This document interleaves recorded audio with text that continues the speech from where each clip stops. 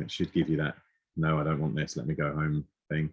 Actually, I'm going to put my phone on. There we go, magic. So,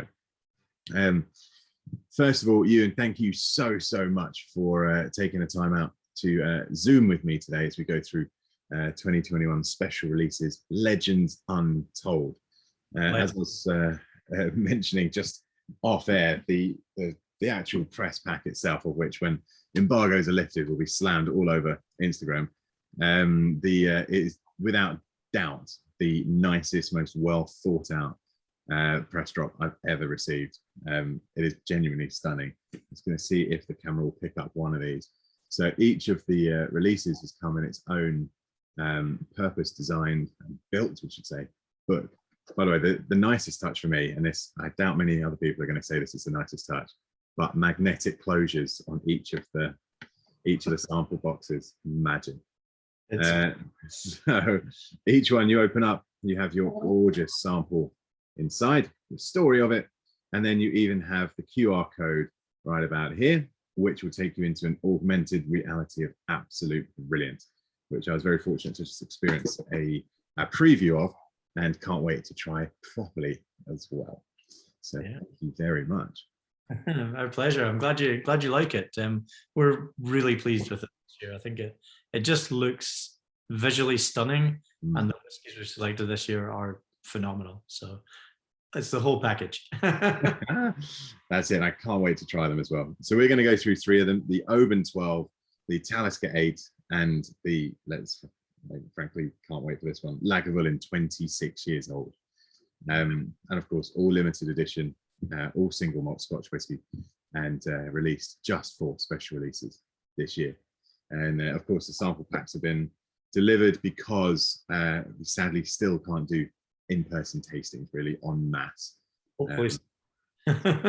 Well, to be fair, I think it's the right decision, to be perfectly honest. And we've kind of been dodging those things anyway for the last couple of months, because as lovely as the idea sounds, having managed to pick up COVID myself at Anfield, watching football, and having been double vaccinated, don't necessarily need to go through the stress of that until it's a little clearer. Anyway, more importantly, do you want to introduce the collection and just let everyone know what the thinking behind it is and what it's all about then?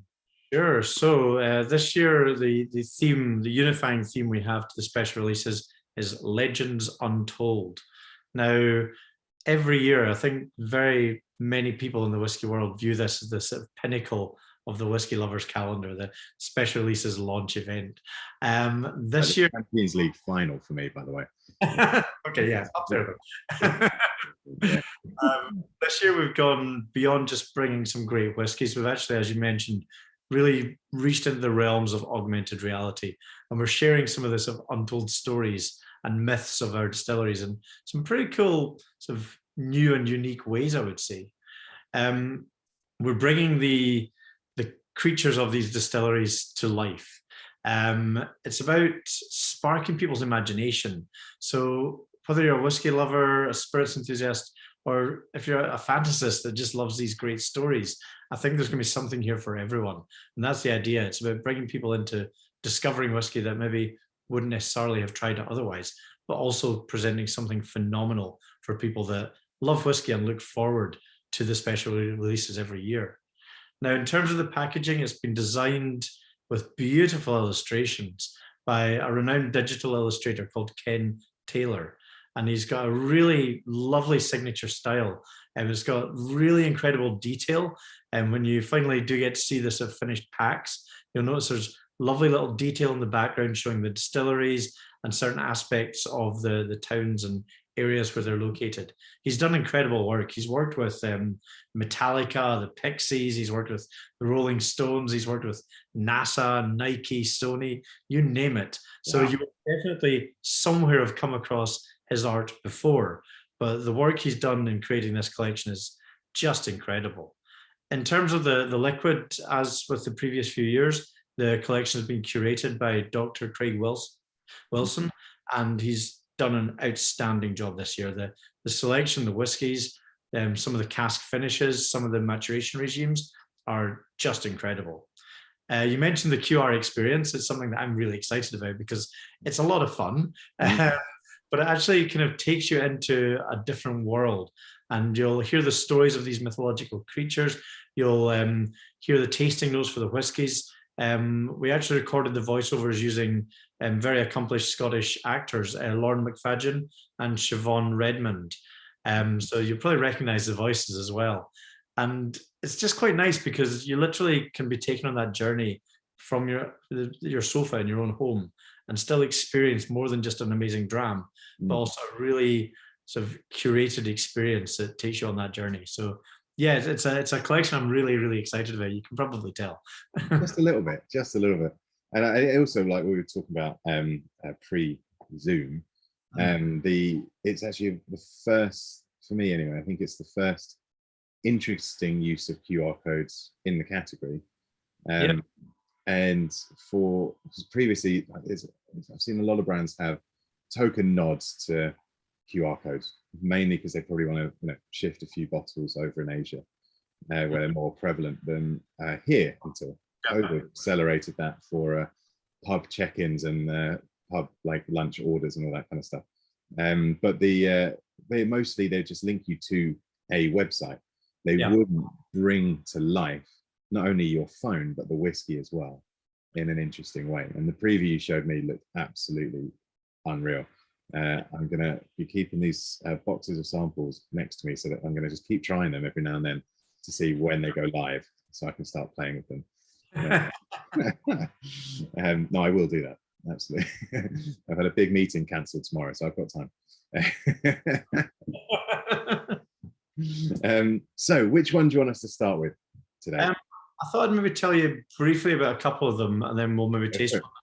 We're only going to taste a few of them today, just with responsible drinking in mind. There are 8 in the collection, and these are natural cask strength, some of them quite high.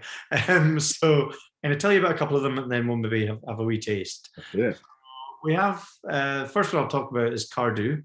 This is one which is featured in the past few special releases. We had an 11-year-old and a 14-year-old recently, both of which majored on a lot of honey, sweetness, and orchard fruits. This one has been finished in red wine casks. So there's a lovely kind of additional layer of richness, which I think really amplifies that sort of orchard fruits of apple notes that you find with Cardu. So it's just a lovely, lovely cask finish, and just a really, really easy to enjoy but wonderful dram. We also have a Royal Lochnagar 16-year-old this year, and we haven't had Royal Lochnagar feature in the collection for quite a long time. So I think a lot of people are going to be excited about this one. This one, 16-year-old matured in American oak and European oak refill. It's got some lovely flavors to it. Initially, I was encountering sort of brioche kind of puff pastry, but actually I think it's actually into choux pastry territory. So it's got a lovely baked sweetness to it. Nice wood spice, some lovely apple notes, and a really lovely creamy texture as well. So an absolutely phenomenal dram. We also have a Singleton of Glendullan 19-year-old, which has been finished in cognac casks. And that's not something we've done a lot of as a business, actually. Yeah, I've not seen a Diageo release from or using those style of casks, actually. No, we've not released many whiskies finished in cognac casks. And it actually works really, really well with this one, because Singleton of Glendullan is, in terms of spirit style, it's quite a green grassy, quite a fresh style spirit. And then these cognac casks that we're finished in, it just rounds it off beautifully. It's got lovely fruitcake notes. There's a little bit of marzipan, kind of coconut, almost sort of flowering broom or gorse bushes. That's a coconut note. It's a really, really lovely dram as well. But we're going to try one, and we are going to try the Oban 12-year-old. And the reason that I chose that as one of the ones I thought we should try, first of all, we've not had an Oban as part of the special releases for a very long time, actually. And when you look at Oban single malt as a whole, the 14-year-old, it's very, very well known throughout the world. It's adored in the USA. It's a very, very popular dram there. But there's not a lot of other expressions from Oban that are widely available. So I think there's going to be quite a lot of excitement about this 12-year-old. It's natural cask strength at 56.2% ABV. It was matured in freshly charred American oak casks. And what those casks have done by being freshly charred, I think they've amplified some of the coastal sort of maritime elements of Oban. The story with this one is it's a tale of two foxes, because there's sort of two sides to Oban, if you like. There's that Highland style, but then there is that coastal West Coast element as well. So there's almost this of the sort of red fox and the grey fox sort of competing, if you like. So with this, I think there are still elements of the Highland traditional style at play, but for me personally, the coastal notes have just been amplified a little bit. I get more maritime notes than I usually do with Oban, a little bit more smoke than I usually do. It's always there with Oban, but a little bit more. Bit of black pepper, bit of chili spice. It's got a nice kind of sweet and spiciness coming together. But yeah, let's try it. I'd love to hear your thoughts on it. And also, from having cooed over these sample boxes for quite a bit since they arrived, I think it's my favorite artwork of the set as well. Lovely. In the background, you can just make out the distillery, and then Ollie on the hill behind it. So it's yeah, he's done a beautiful job of all of these. But yeah, this one's lovely. You're right though about that maritime note, even on the nose, and that kind of the bigger smoky note, and a lovely orangey note coming through. Yeah, so there's a lot of the aromas that you associate with Oban, but they just seem a little bit more pronounced with this one, which I think is wonderful. I think people are going to love this. Tell you what, for the height of the ABV, it's easy nosing. Yeah, it's actually quite approachable. Yeah.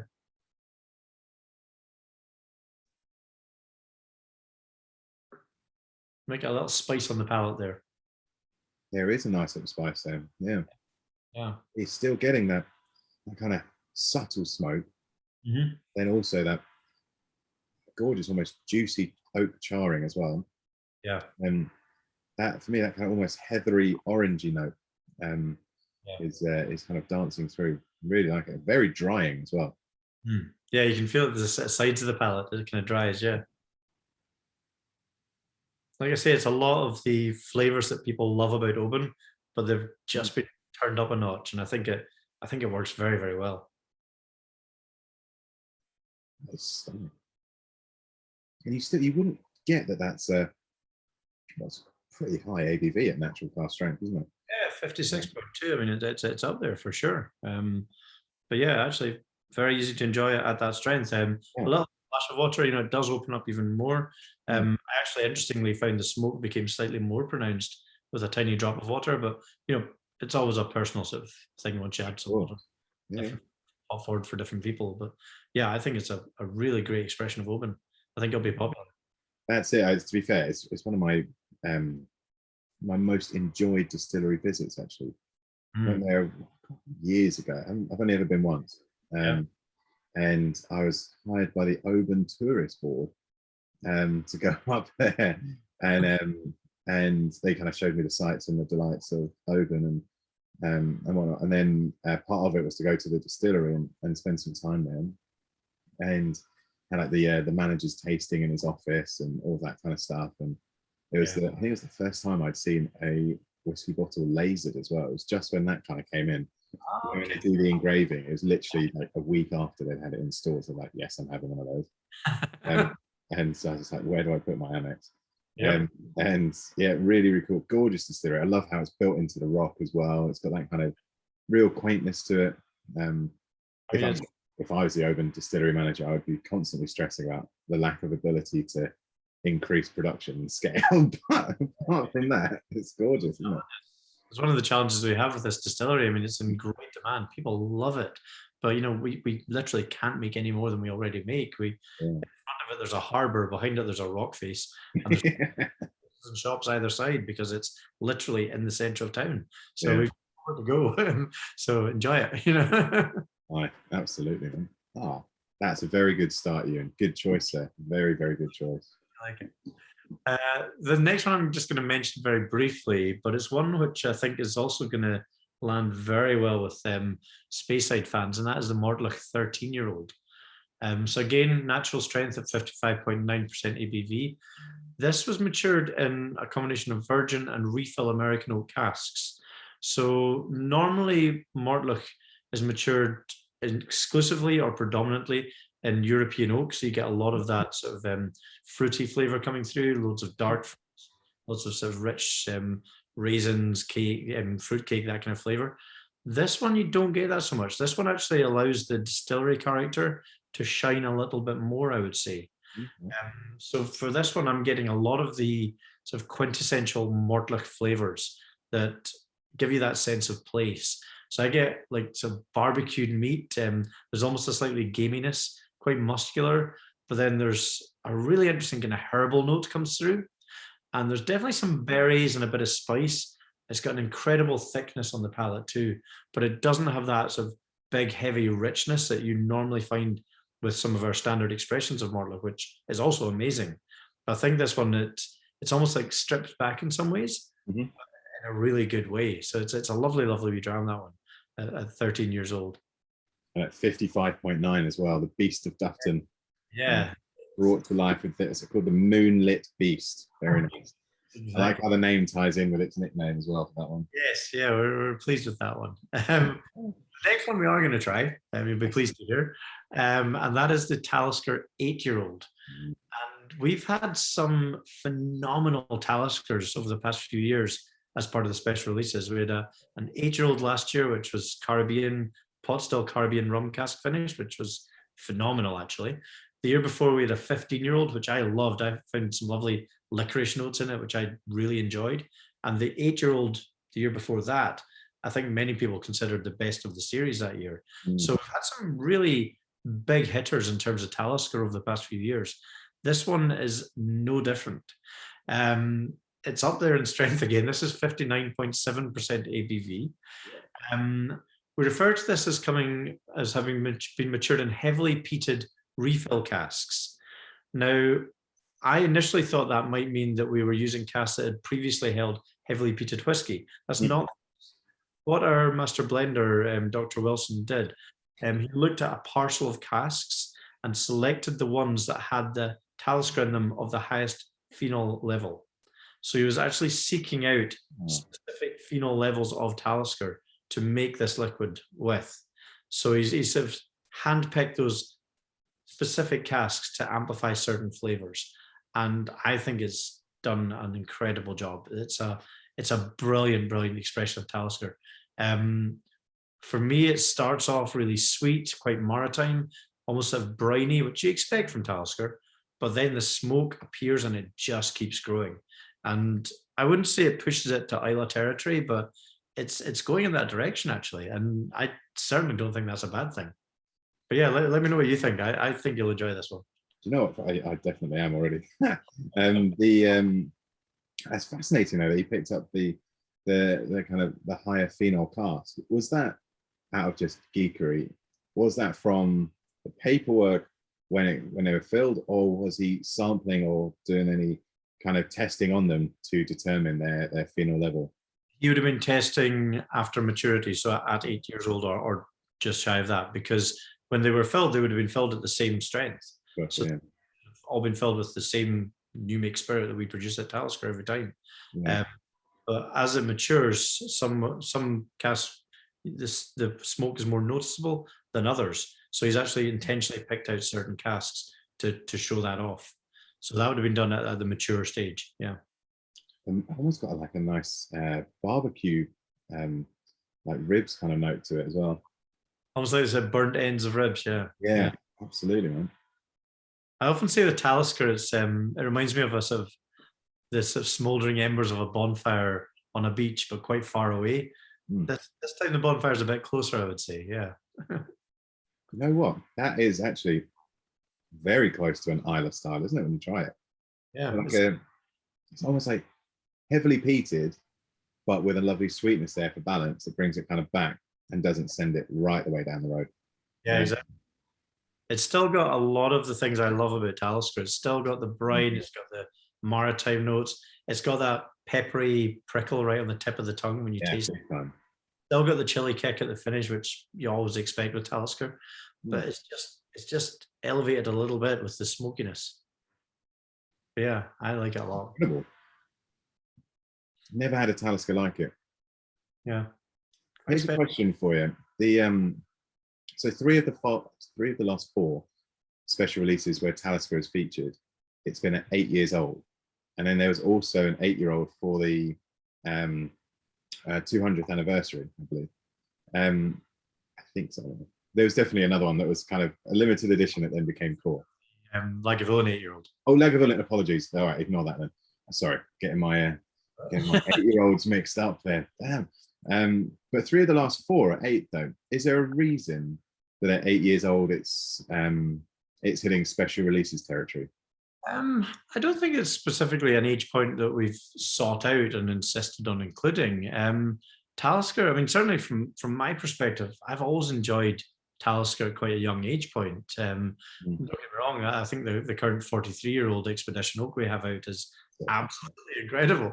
But I do really, really enjoy quite a young Talisker because it does talk to everything that is kind of raw and elemental about that distillery and that location. So I think I don't think it's that we've got our hearts set on bringing out 8-year-old Taliskers or anything like that, but we've just managed to find some great liquid at that age point and unashamedly have brought out a few of them. So no, fair play. No, rightly so. That's a belter. And I love how it's very different to what you'd normally expect, but then still has, like to your point, that lovely peppery note, that chili finish, has that lovely maritime drying note as well. And so it has the kind of quintessential Talisker-ness about it, but all the while being really different to what you would expect. It's a great dram. It is. Let's look at the. I'm going to mention one before we move to the last one. So the one I'm going to just mention briefly is the Lagavulin 12-year-old. We have had 12-year-olds Lagavulins as part of the special releases range for many years now, actually, and I've attended a few vertical tastings, or would it be vertical? I don't know, tastings of several of them lined up together. I suppose it'd be horizontal, wouldn't it? Horizontal, yeah. Good question. Damn. But you know, they're always expressions that people just love, and people really look forward to the Lagavulin 12-year-old that they know is going to be coming. And this year, I think we've knocked out of the park again. This is at 56.5% ABV, entirely matured in refill American oak casks. Interesting levels of smoke, though, for me. It's not quite as rich and heavy a smoke as you normally get with Lagavulin. For me, more aromatic, quite maritime. There's almost into Lapsang Souchong tea territory. So there's almost a delicacy there. And then there's a really interesting kind of lemon zest note, which I more often associate with Colila. Yeah. So it's a really interesting expression of Lagavulin. I think Lagavulin lovers will still absolutely adore it, but it's a bit different to some of the other Lagavulins we've had over the last few years, but definitely a cracking dram. So look forward to hearing your thoughts on that when you try it. Absolutely. To another Lagavulin, because we have 2 this year, which is always exciting. Very rare to have, isn't it? Yeah, I'm so glad we did, though, because this one is also phenomenal. And this is a Lagavulin 26-year-old. So often called the King of Islay. I think the label and packaging definitely reflect that story. This is at 44.2% ABV. This one is limited to 7,542 bottles globally. And it's quite an interesting story with this one because, as I'm sure you know, we've had quite a few releases of late with singletons, for example, that have been finished or had a secondary maturation in casks that have been seasoned with a PX Oloroso bespoke blend. Yeah, this has also come from those casks, but it was actually matured for its entire lifetime in those PX Oloroso seasons. Wow. So you're going to get all of the richness and depth and earthiness and smoke that you know and love from Lagavulin, balanced by over a quarter of a century of that PX Oloroso seasoned wood. So the two, it's definitely a match made in heaven. I really think you're going to love this one. But yeah, give it a try. Let me know what you think. I get loads of polished wood, baked figs. There's really pungent smoke. There's almost a savory umami kind of note going on there. There's a lot to unravel with this one, but I think it's just incredible. It's a glorious color as well. So excited. That is a stunning color, isn't it? Yeah. And do you know what? I'm going to have to revise my earlier comment. This is my favorite artwork of them. It is very Lion King as well. Yeah. I like sitting atop what do you call it, Pride Rock. I only remember because we watched it yesterday with the kids. When you do the QR experience, it's beautiful because it's kind of layered, and the lion's mane actually kind of flows as you're hearing the story. It's just beautifully done. Yeah, amazing. Yeah, let's hear what you think of this one. I think you'll enjoy it. That nose is off the charts, isn't it? Amazing. I tasted it with someone last week, and they absolutely refused to believe it was as young as 26. They kept must be older. There must be older whiskies in there, but it's all 26.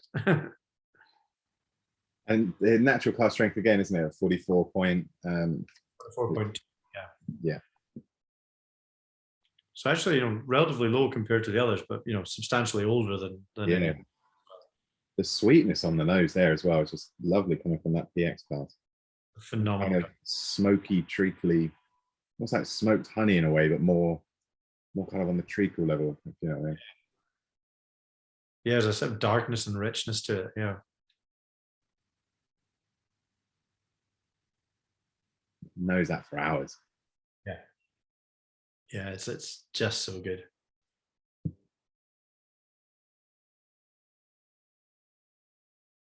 Yeah, that's definitely my favorite of the three. Wow, Yeah. without doubt. It's spectacular. It's interestingly, I mean, there's huge flavors at play, but it's not aggressive on the palate. No, it's really smooth. Yeah, really smooth. Yeah. And to be fair, whoever you spoke to last week who said that might be older, it comes across as having that kind of that kind of calmness that comes with really old whiskies, if that makes sense. It's a bit weird to say, but almost the wisdom that comes with the age in the cask, or the time in the cask. Just so mellow, so easygoing, but still layer upon layer of rolling flavor. Yeah, it's really well integrated flavor as well. It just everything sits in perfect harmony with everything else. Really rounded. There's no spiky edges, there's no sharpness. It's just a brilliant dram. And then even the peat note there has come down to such a level that it's allowing the cask to sing more through it. Yeah. Oh, I'm loving that. I had a feeling you would. Oh mate, that's going to be sad times when that goes. I have to keep that. Just go eke down mill by mill. I'll set from time to time with that one. Yeah. I'll keep it in the desk. To be fair, I'll keep it back in the box as that lovely bookcase that the presentation is designed for. Yeah. Oh wow, that was exceptional. Great. Is it just over 7,000 bottles of that one globally? Yeah, it's 7,542 globally. Yeah. Yes. And so when do they go live? So we are going live to the public, so announcing it and sharing the design and everything on the 30th of October. Okay. And it'll be hitting shelves probably not too long after that. Exciting times. Yes. Oh, yeah. Man. And do we think we'll be back together tasting all of these for special releases 2022? I sincerely hope so. This works. It's great to share drama with you virtually, but you can't be doing it in person. Oh, 100%. And also, to be fair, it's even just glorious when you walk into that room, wherever they host it each time. I think one Whitehall. Sorry, did I say 30th of October? 30th of September. I apologize. No, I was thinking that is a hell of an embargo to now not talk to you. 30th of September. Sorry. Cool. No worries. We've got 3 days. It's when you walk into that kind of the room and it opens up and you see all the different, almost like mini stage settings for each bottle. Yes. And the little scenes that are created, and then yourself obviously immaculate in your perfect suit and tweed and everything. And then Colin Dunn just bouncing around all over the place. Those kind of things we've missed over the last 2 special releases. Yeah. I mean, it's been good, but it's not the same. Yeah. No. Although at least this way we get to have a much longer chat about them all. In fairness, so It's always quite busy and frantic when we normally get together these things. So this is a much nicer pace. Indeed. Well, sir, thank you so much again for taking the time, for taking me through these wonderful whiskies. That Lagavulin is going to have a special place in my heart. That is unbelievably amazing. I'm glad you selected it for our session today. Hopefully I'll see you in person in the not too distant future. Yeah, looking forward to it. And yeah, let me know your thoughts on the other ones as well, because I will. You'll enjoy them all. I will. I'll when it's not a day where I've got to look after both kids, I will. I will definitely go through them all properly, and then let you know for sure. Then. So happy days. Thank you so much. Good chatting to you. Likewise, sir. Likewise.